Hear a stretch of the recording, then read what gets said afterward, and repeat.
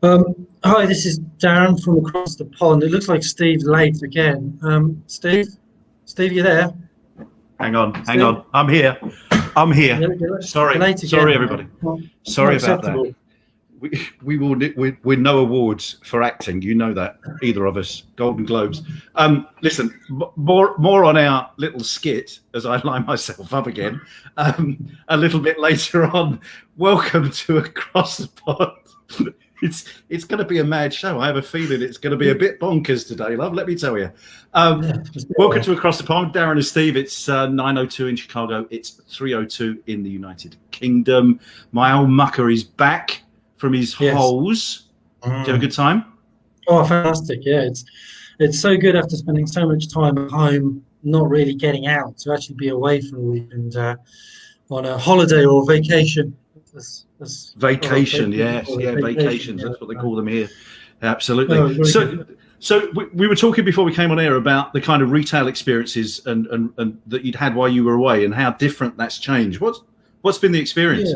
Yeah. Well, I went to Scotland and I went 1 week before Boris Johnson because he went exactly a week after me. So we know he copied me, obviously. But no, it was interesting because different bars, different restaurants, different hospitality businesses are doing things differently, and while it's good that they're taking the measures and they're doing things, it's quite different in the different locations. I mean, just to go to the toilets, the washrooms, they've got the cleaning things to clean your hands as you go in. You wash your hands, you go out, but the doors, you still have to hold the doors. They're not keeping the doors open. There's a couple of places I went to where no social distancing, so they're still leaning across the table to pick up things and take things. And what's it called, Burger King, the chain. Yeah. We stopped at a Burger King with the services on the way up, and part of their process, reduce the customer interaction, is these big screens like McDonald's. And you choose what you want by touching the screen, but nobody's cleaning the screens, and they're not offering anything to clean your hands after you've touched the screen. So to me, it doesn't make any sense because it's a service station where hundreds of people every hour are touching those screens, and most of the icons for the main burgers are all in the same place. So people are touching the same areas on the screen, and it must be a major area for contamination. It's got to be. Yeah. Schools are going back here in Chicago, just about to go back, and I know that there's a lot of people watching very carefully how that's going to affect cases and all sorts of things going on here with states going up and down and sideways with pandemics. Information. So yes, still interesting times, but we're soldiering on through it. We all are, yes, indeed. We all are. We're all staying positive. We're all doing our bit. I see in the news today, Apple is possibly going to be the first $2 trillion business ever. Yeah, I thought it already was, but it's continues to grow. I know. And what I find amazing is that Apple is growing exponentially, but if you look at telecoms companies in the UK, or Telefonica, which is Spanish, and Vodafone, the actual share price over the last 3 years have gone down. Yeah. So while Apple and Google continues to grow, the actual telecoms companies aren't growing the same way. No. Big shift. Yeah. Interestingly enough, it's actually their non-core products that are doing better. And one of the stats I read this morning was that actually there's that 50% of Apple owners only have one product right now, which is probably an iPhone. So can you imagine how that's going to get going with wearables and all sorts of things like that? Samsung seem to be just launching things left, right, and center that are new, but are losing market share. The Microsoft is kind of planing out in terms of what they're doing. So it'd be interesting to see where Apple goes. I'm waiting for the Apple electric car. I think that's already in development. I think I've seen a few things about that. Yeah, exactly. Anyway, we got a packed show this week. We have. We have not only got one guest, we have got two guests, both from opposite ends of the world. So we have Deondre Rutues, who's joining us a little later on, and from the UK we have Anne-Louise Harbutt. Anne-Louise, welcome to Across the Pond. Thank you. We go back years and years and years, and it's so great to see how you've just stormed life. What can I tell you? So after working with you, see, that's what it is. I went out and stormed the world. Yeah. The only way is not after that. Sorry. So listen, I know all about what you do, but tell everybody about you and what it is that you're all about these days, because it's fascinating. Okay, so my name is Anne-Louise, as Steve said, and I am an intuitive coach, and I work with ambitious entrepreneurs to help them find that peace and fulfillment of being their true selves. Because in my experience, a lot of people that I speak to, a lot of entrepreneurs are successful. They might be financially successful, they might be personally successful, but they're still looking for the thing that is going to make them feel fulfilled. They're still looking for something. They still don't feel complete. And they assumed that the success, the money, however that success looked, would fulfill something in them, and it hasn't. So they've still got this void, they're still looking. And my job, my work is to help them keep that success, increase that success, but feel that sense of peace and fulfillment so they can be their true selves. Because a lot of people are out there being the person they feel they should be, or they're being a BS version of themselves, trying to fit in with an industry, and they haven't really stopped to go, do I like this? Do I want to do this? Is this really where my heart is? They're so focused on being driven, and that also leads to burnout, because they reach a certain level and it didn't fill the void, it didn't make them feel how it wanted to feel, so they push even harder and they try and be more successful and earn more money, and it still doesn't fill the void, and so the cycle continues, and then they hit burnout. So my role is to take them right back to their true selves. What do they really want? And often it's quite a vulnerable, emotional, as you can imagine, journey, because people suddenly realize they've been spending the last 5, 10, 15, maybe 20 years doing something that actually doesn't align with them and doesn't light them up. And when they discover this connection back with themselves, that void starts to fill. They become even more successful because they're just being their true selves. And it's my work, my passion. That's what I do. It's fascinating. I love it. I love it. From an entrepreneurial background and so on, you hear the phrase, fake it till you make it. Yeah. And we had one of our very early guests, Sam Norris, a really fascinating guy. And Sam and I had spoken previously about, faking it till you make it. And then when you make it, you don't believe the reality of it, because you were faking it in your own mind. How much of that comes into play with the people that you work with? I think to a certain extent it does, because I don't think they realize, they don't feel like they're faking it. Some people do, you're right. Some people go, I'm going to fake it till I make it. And then there's this sense of, if I actually try and act that way, eventually it will click into place. What I do is slightly different, because when I speak to people, the question for them is not so much fake it till they make it. It's they've made it, they're not feeling this, they're not feeling what they thought they would feel. There was this kind of sense of, if I do this, then I will feel, and if I do that and have this success, and then I will feel this certain way. And they don't feel it. So I wouldn't say that my clients of mine aren't necessarily faking it. They're just missing. They're still searching, they're still looking, they're still, although they are successful, they are still looking for that external validation. They're still wanting someone to tell them that they're good enough, because actually inside they don't believe they are. It doesn't matter how many people tell them externally they're good enough, whether it's a client or whether they're in more business or whether they make more money. If they don't believe they're good enough, none of that external stuff is going to make any difference. Sure. Is that because? Sorry. So is that because they haven't stopped to work out what they want to do and what they want to achieve for themselves? They're so busy doing the 40, 50, 60 hours a week, trying to grow the business, trying to find a replacement for a member of staff that's left, trying to sort out an unhappy customer, but not actually stopping to say, what am I actually doing this for? Why am I doing it? Yeah. Is that pretty much sometimes? Yeah. Sometimes it is the busyness. Sometimes, and it's like when you start a business, you're very full on, usually from day one. So often it's a case of you're so busy, as you say, the day-to-day activities, we often get very in our businesses, so we don't take that time to stop and look back. So some of it is about that. Some of it is I need to sort of slow them down and take that time out. But a lot of my clients already have that belief that they're not enough. Like the belief has been there from a very young age, and they've grown up with that belief. So they've gone into their business, really are often very, very driven because they're trying to prove something, not only to themselves, but often to sometimes it's a parent, sometimes it's another adult in their life that they've had when they were growing up, and they're trying to prove that they're good enough. And often it doesn't happen because the person they want the approval from either is incapable of giving it themselves, or they're no longer around to give it.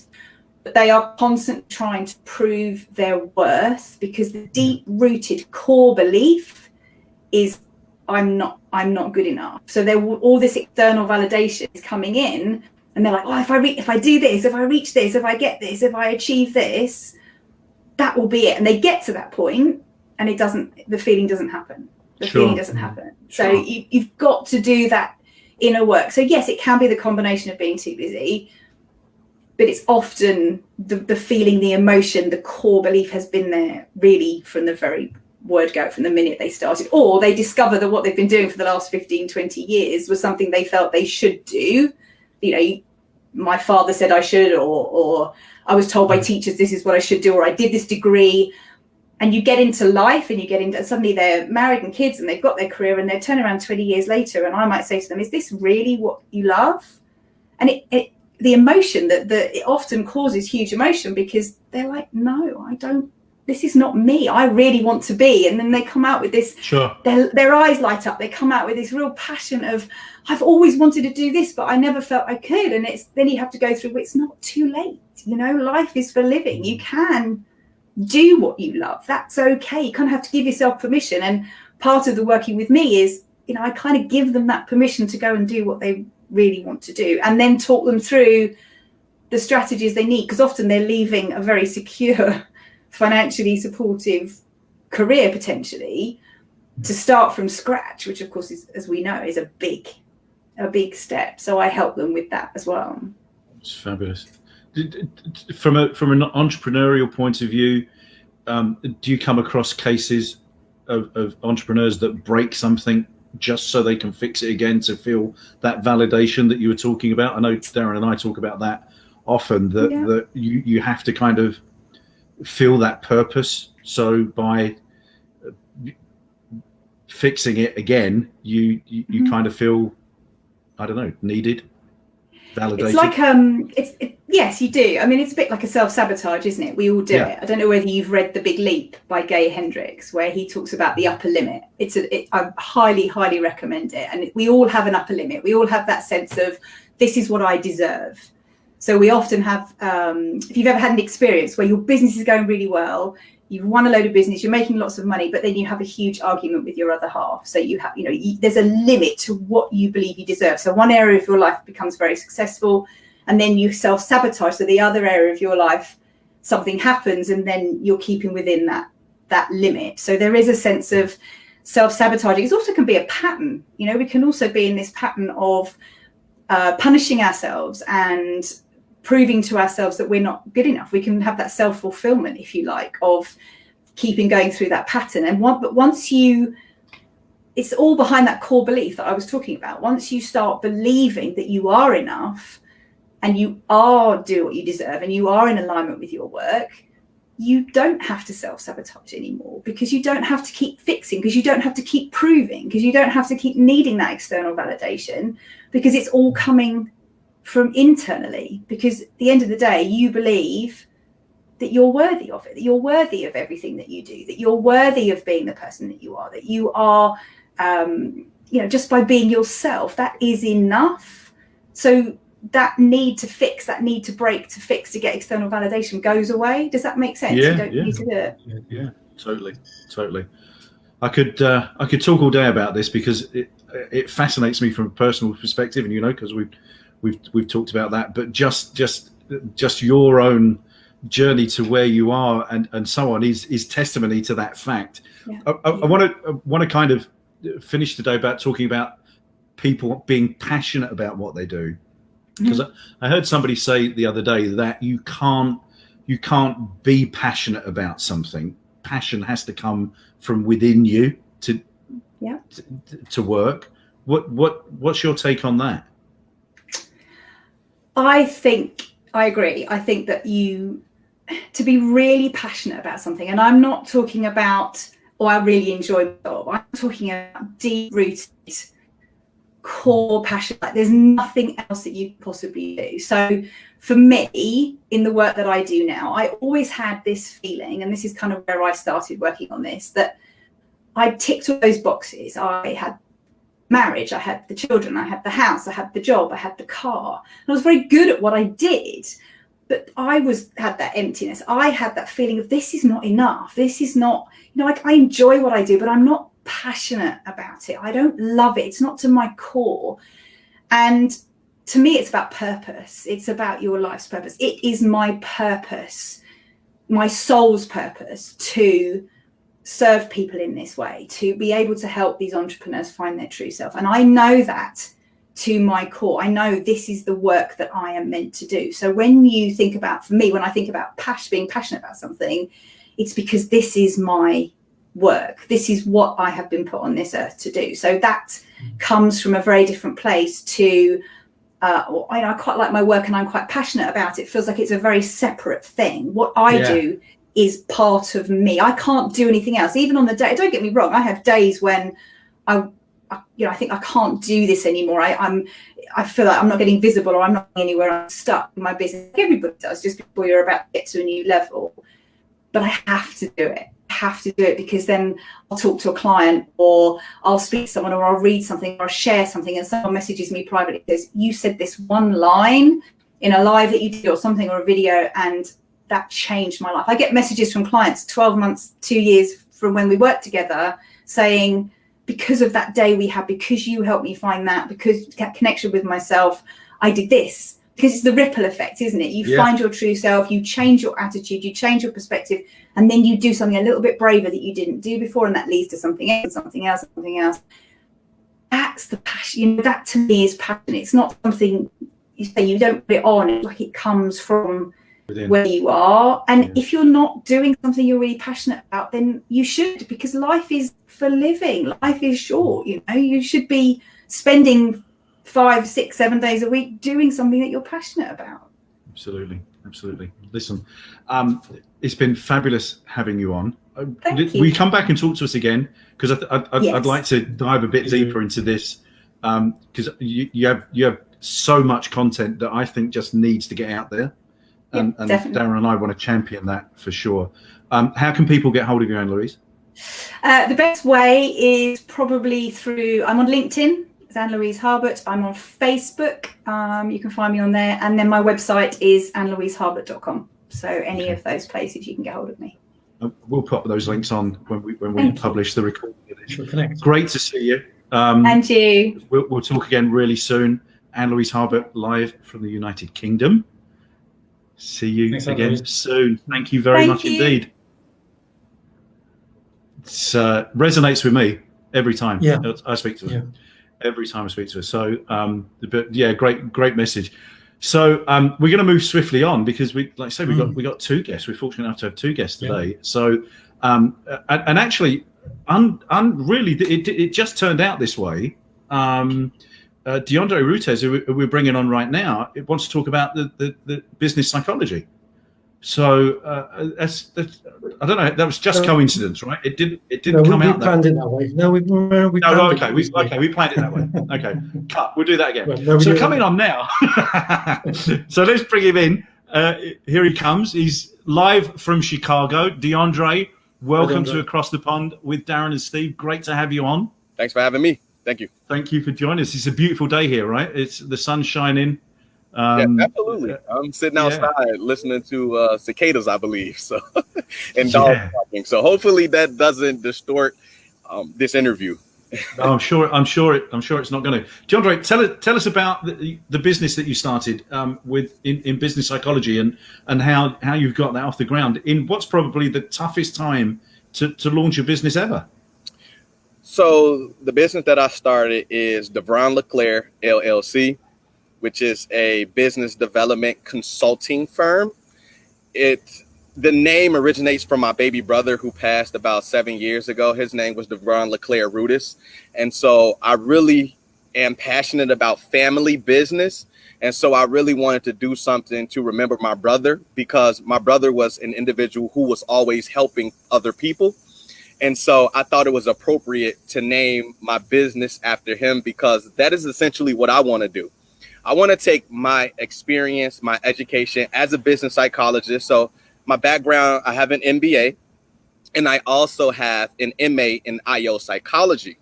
Currently working on my PhD in business psychology. So it all fits together. I like to think of myself as the business whisperer. If you give me words, I'll turn them into sentences, right? And when I say that, that means a lot of individuals are trying to get their businesses off the ground, but they don't know where to start. They don't know business language, so to speak. And I'm able to help with that. And so just like a therapist would, I am going to get inside of your psyche. I'm going to ask you all types of questions. Okay, number one, start why, right? Let's start with the why, and let's drill that down.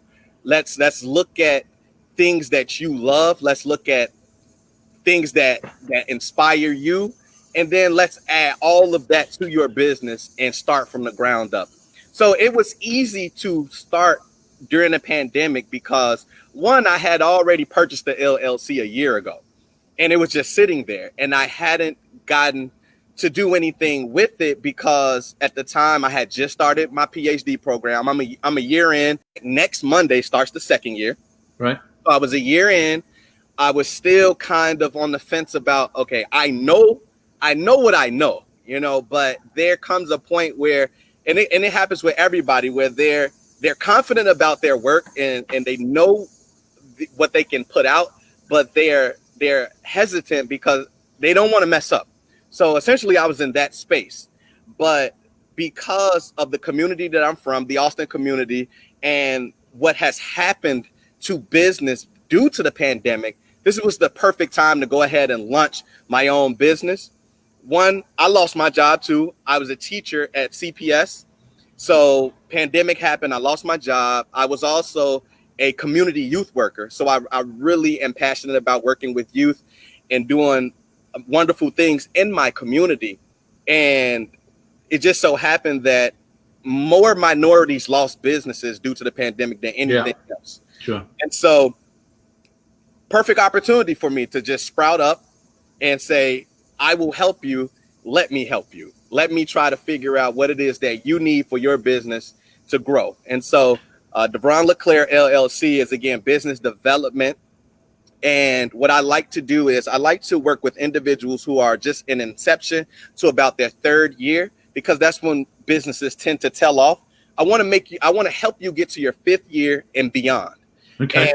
And again, I combine psychological elements and theories to every aspect of your business. So whether it's marketing, whether it's advertising, whether it's externally, internally, meaning organization, meaning the individuals that work for you, I help with it all.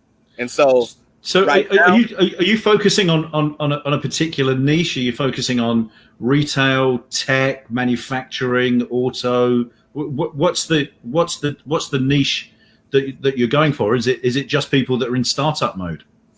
Anybody in startup mode, first and third year. So because business psychology is niche itself, and it translates to every industry, because every industry is business. So it translates. It's less about the industry that I'm gonna choose and more about the individual I'm gonna work with. Sure. And again, it's for me to get deep inside your mind and try to figure out where you want to go and apply what I know to where you want to go. And obviously it involves a lot of research. So as long as I'm doing the research that I'm supposed to do to your particular industry, then I can help you in any way that you would need help. Okay. Now you've got some political aspirations that you're taking this whole psychology business and moving that into a political framework. Just tell us in the last couple of minutes that we've got. Just tell us about that. So because business psychology allows me to be inside an organization and produce more, meaning raise the level of productivity and efficiency, I thought, where do we have the most problems in society? And most of the time it's that bureaucratic process. So I am a former candidate for the 37th Ward here in Chicago. I wanted to represent the community that I'm from, again, Austin, and other parts of the West Side that's in that 37th Ward. And as it stands, I saw that there is potential to start to wade through some of that bureaucracy that exists and try to make the processes that govern our communities a lot more productive and efficient. And so by doing so, because I have a background in, let's say, team building and change management, organizational development, all of these things that go with business psychology, I want to apply what I know in various ways to see if, in fact, I can make that position and my community more organized, more structured, more disciplined, and work more efficiently. Brilliant. Brilliant. Listen, I know we're going to connect a little bit later on. I'm going to come along and talk to some of the groups that you're with and so on, which I'm really, really fortunate to. We met earlier on last week on a Rotary International call. Yes. You're a new member to that. Just give us 3 reasons why people should join Rotary International. What was the inspiration for you? So I joined Rotary, one, because we were going to, and I believe we're still on track to bring a Rotary International to Austin. But because I'm an individual, I believe I'm a servant leader. So one of the mantras for Rotary is service above self. So for anybody that's looking to join an organization who believes serving is a part of leadership, Rotary is for you. The second thing is we have wonderful guests like yourself, Stephen. You came on, you dropped so much knowledge in regards to growing your business. The guerrilla marketing technique that you were talking about was absolutely brilliant. I love the pink bus example. And I love the fact that you said be authentic in who you are when you're developing your business. And a lot of times you're not going to get speakers from across the pond, so to speak. And so Rotary does just that. The last piece about Rotary is that it's the connection amongst individuals that you would never meet outside of a Rotary profession, right? And I say that because Rotary International is everywhere. You can go all around the country, all around the world, and as long as a Rotary is there, you are a part of the Rotary family. And there's not too many organizations where you can do something like that, and Rotary is one. So those are 3 reasons why you should join Rotary. Love it. Love it. Listen, Deondre Rutues, thank you so much for joining us on Across the Pond. We're going to see you again sometime this week, I think, on My Kind of People. Yes, sir. I'm looking forward to that because we're going to do a deeper dive into all of the other initiatives that you're involved in, which I find fascinating and rewarding. So thank you for joining us, Deondre. We'll see you again soon. Thank you. Thank y'all for having me. Thank you so much. Thank you. Packed show, mate.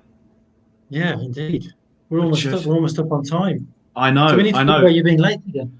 Oh, sorry. So we tell them about the time management thing then, because you and I aren't exactly really spot on about it. And normally at the end of the show we do three or four hints and tips, but we got a spin on it this week, right?